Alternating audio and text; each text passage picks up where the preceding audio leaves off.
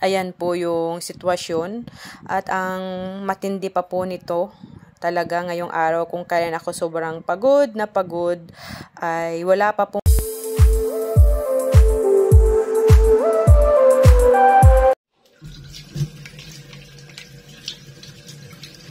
Ayan mga plantito, medyo nagmamadali na naman ako ngayon. Kasi itong si Matmat ay masyadong biglaan ang kanyang desisyon.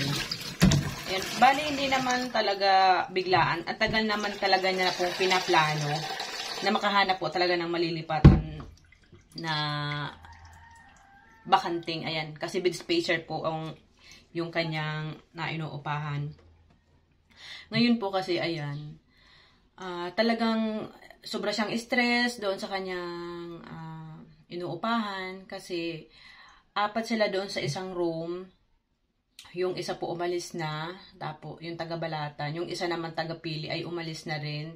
Kasi unang-una po, wala talaga siyang wifi. Kaya sobrang gastos po kaka-load. Mabilis maubos yung load dahil sa pag-eskwela. Tapos ngayon po, hindi lang po yun yung issue. Talagang lagi sa aking sinasabi niya, pag-stress siya, mas lalo po kami na-stress. Kasi dalawa na lang po silang natira doon sa room, yung taga-Balatan na second year at saka naman po siya. Tapos ngayon po, saglit po. Tapos ngayon po, sabi ko, maghanap ka na lang ng malilipatan mo, yung malapit lang at yung okay naman. Yung may wifi, yung may wifi po talaga. Kasi ito pong pagbaralikan ngayong January, yung pagpasokan nila ulit ngayon pong January.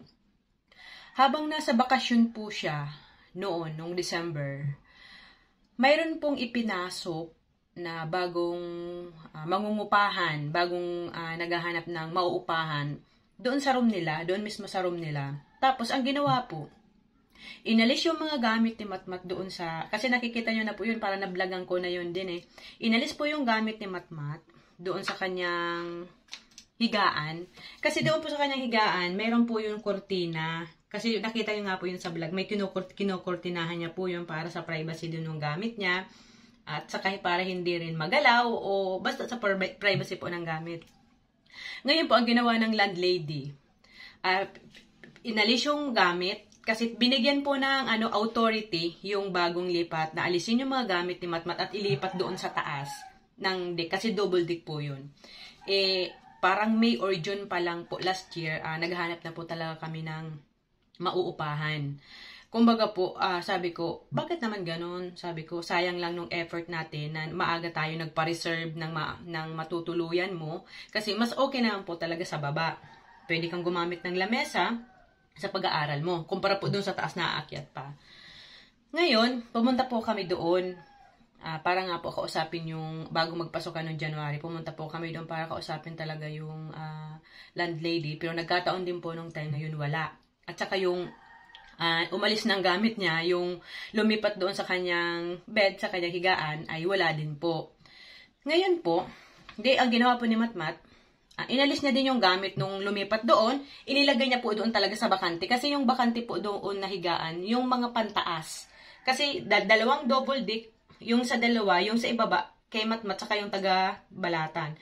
So, ang vacant po ay yung nasa taas. Dalawang taas po ang vacant. Ngayon po, inalis po ni Matmat. Pagdating po nung bagong border doon, syempre ayaw niya po doon sa ibaba. Kasi yung bagong border po, sa madaling sabi, taga doon man lang din po sa Nabwa, may family din, may family din. Tapos medyo nagkasakit. Parang inatake yata, ganon. Medyo, ayan, ganyan po. Pero hindi ko pa naman po nakita. Ngayon po, parang gusto po kasi nung katiwala, si Matmat lumipat sa taas. Yan, sabi naman ni Matmat, napakahirap po kasi parang na doon sa kisame, sabi niya, ang hirap po mag-aral, kaya nga po umalis nga yung nasa taas ko, na 3rd year engineering, umalis nga po kasi hindi komportable na hirapan. Siyempre po, napakahirap po ng aming kurso, kailangan po kahit pa paano ay komportable kami. Yun daw po yung sabi niya doon sa kapatid ng may-ari, kasi yung may-ari ng boarding house na to ay nasa ibang bansa po. Kumbaga yung kapatid lang po yung katiwala, at saka mayroon silang landlady. Ngayon po, parang pinagsabihan pa si Matmat na parang hindi doon naawa doon sa matanda na dapat pinagbigyan ni Matmat. Sabi naman ni Matmat, parang hindi ko naman na obligasyon. Kasi unang-una, mas priority ko yung pag-aaral ko, yung sitwasyon ko, kaysa doon. Kasi marami pa naman daw po talagang bakanting room na mga apat-apatan. Apatan hanggang 6 po ang pwede magkasa sa isang room. Kasi minsan 2 double deck, di 4 po, or minsan 3 double deck o magiging 6 po yung tao. Ngayon po, siguro, malulugi daw po kasi sa kuryente kung parang i-special doon sa isang room. Kaya parang doon yung gusto, si Matmat lumipat. At sabi ko, maghanap ka na lang ng boarding house kasi wala naman tayo magagawa. Sa kamaliban po dito, ang dami din kasing hindi pwedeng gumamit ka ng rice cooker, hindi ka pwedeng gumamit ng heater, na yung initan po ng tubig. Tapos, dati daw po may Converge, pero parang inalis nila yung Converge, yung nagbago ng pamamalakad doon. Kasi po nung nag-inquire kami, iba yung namamalakad. Tapos nung pumunta na doon si Matmat nung August, nung pasukan na last year, iba na naman yung namamalakad. Parang inalis na po yata yung Converge, yung internet. Naglagay na lang sila ng piso wifi. For business na naman po ulit para doon sa mga boarders na maghuhulog-hulog ng piso-piso. Mas magastos po. Tapos minsan mahina po. Kumpara po talaga kung Converge, kung ito nga pong wifi na Converge talaga ang Kaya ngayon, 6 minutes na ba? Ayan. Kaya ngayon po, nakahanap siya kahapon, February 5, nakahanap na daw siya. 3 sila sa isang room. Pinakita naman na sa akin. Maayos. Para hindi siya boarding house, para siyang residential. Malapit lang daw sa school, sa may gate ng school. Yun. 2,333 din yung buwan. Medyo mahal lang po siya. Mahal siya dito kasi dito sa aalisan niya 1,500. Pero dito po ay mayroong internet. Kasi halos nasa 1,000 po ang nagagastos ni Papa niya sa paglulod sa kanya. Kaya parang siya, nagiging 2,333 kasi may internet. Tapos meron din pong refrigerator doon na yung doon sa mga borders kung mayroong pambili ng pang-stock nila, itlog, kung hotdog, ganun ay may malalagyan. Kasi po si Matmat ay binilhan ko na din siya ng super kalang kasi yun nga po yung request niya. Ayan, parang na-post ko din ba yun doon sa aking page.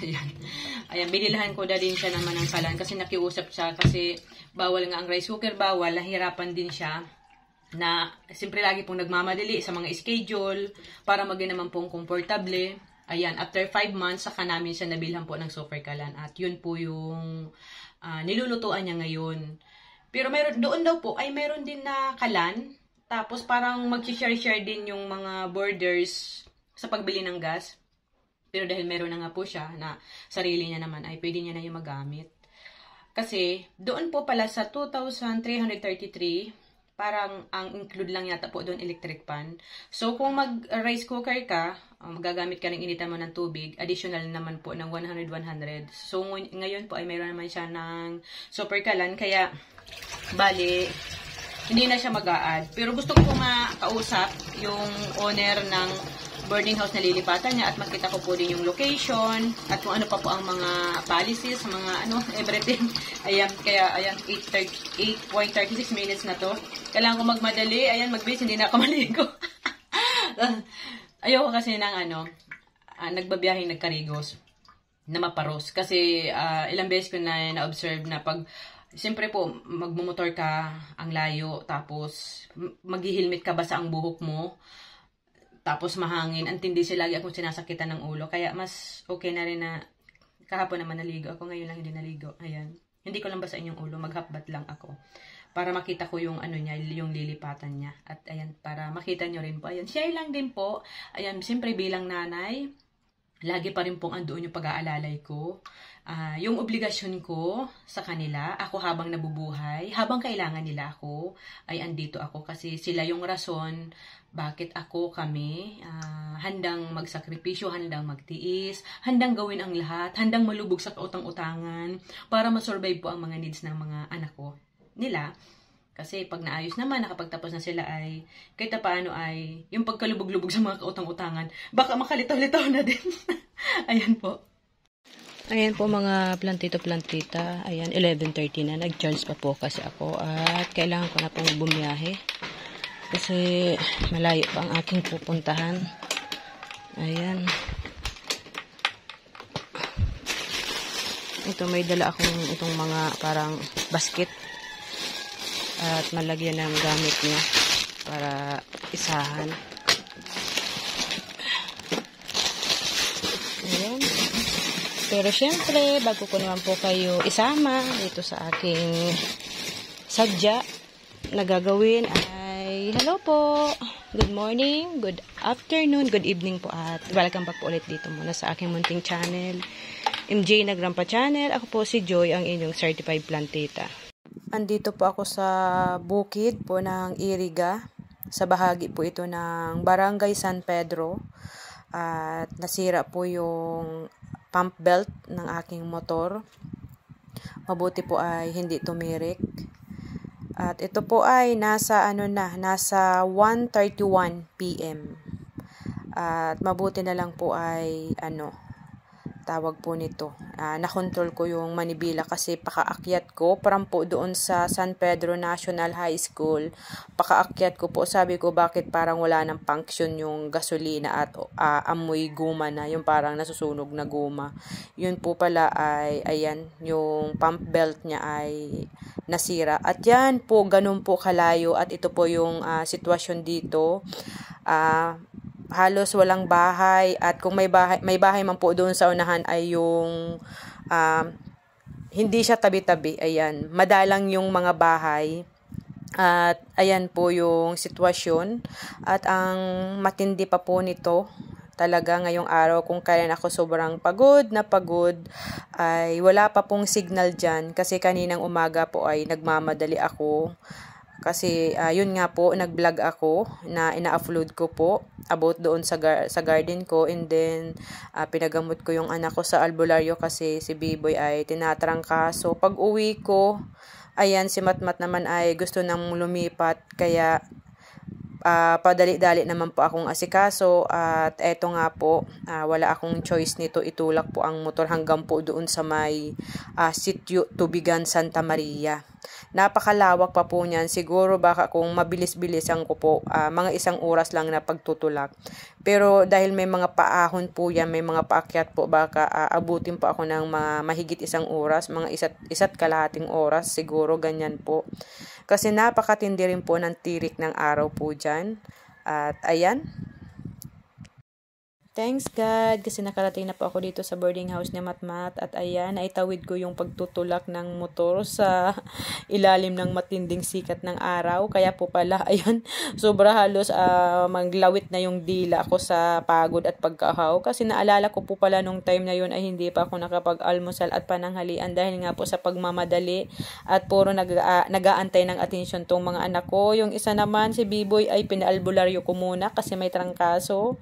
At ito naman si Matmat, kailangan ng lumipat at may bakante na doon sa kakilala ng kaibigan niya at baka daw maunahan siya doon sa slot. Kaya ayan, nagmamadali naman akong pumunta dito para alalayan siya. Thank you Lord kasi naitawid ko. Yun nga lang, sad lang kasi yung napagkabit, yung pinagpaayusan ko dyan. Yung bumili po kasi ako sa San Isidro Iriga ng pump belt at saka flyball. Kasi yung doon sa ayusan sa Santa Maria Iriga ay wala silang ganong gamit.